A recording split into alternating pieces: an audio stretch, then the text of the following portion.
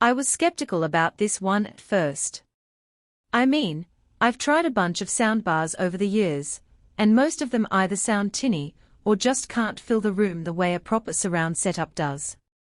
But then I got my hands on the Sony HT-A7000, and honestly, it changed how I think about soundbars. Link is in the description if you want to check the product details on Amazon. What really surprised me was how easy it was to set up. I'm not exactly an audiophile, and I don't have time to mess with complicated calibration. The sound field optimization feature did all the work for me. It listened to my room, adjusted the speakers, and suddenly everything sounded balanced, whether I was watching a movie or listening to music. I didn't have to be an expert to get great sound, which is a huge plus for most people.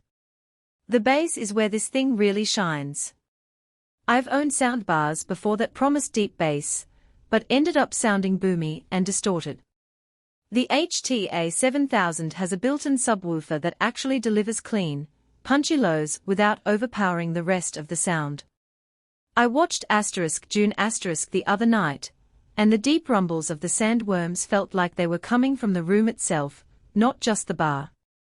That's the kind of immersion you don't usually get from a single unit. Another thing I love is how well it handles dialogue. I'm always rewinding scenes in movies because I can't make out what the actors are saying. But with this soundbar, the voices are clear and natural, even at lower volumes. I don't have to crank it up to hear what's going on, which is great for late-night viewing when I don't want to disturb anyone. The 3D audio experience is also worth mentioning. The Dolby Atmos support isn't just a gimmick, it actually creates a sense of height and depth that makes movies and games feel more immersive. I played Elden Ring with it, and the sound of rain coming from above or footsteps echoing behind me added a whole new layer to the gameplay. It's not a full home theater setup, but it gets pretty close for the price. I also appreciate the build quality. Sony didn't cut corners here, the unit feels solid, and the materials look premium. The display is minimal but functional, and the remote is straightforward to use. It's not cluttered with unnecessary buttons, which makes it easier to navigate without constantly fumbling around. One thing to note is that the HT-A7000 is pretty large, so make sure you have the space for it. It's not something you can just tuck away under the TV if you have a small setup.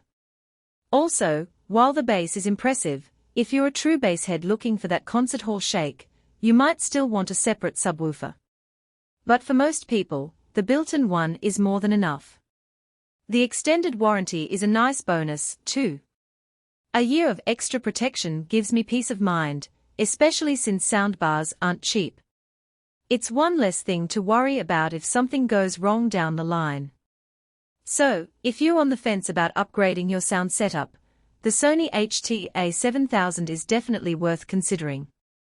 It's easy to set up, delivers great sound for movies and music, and brings that cinematic feel to your living room without the hassle of a full surround system. Check it out, links below if you want to take a closer look.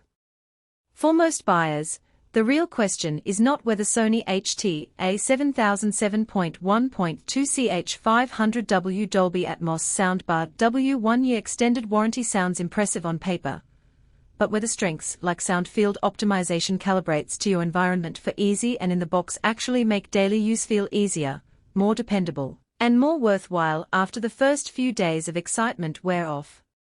It is also smart to think about long-term satisfaction.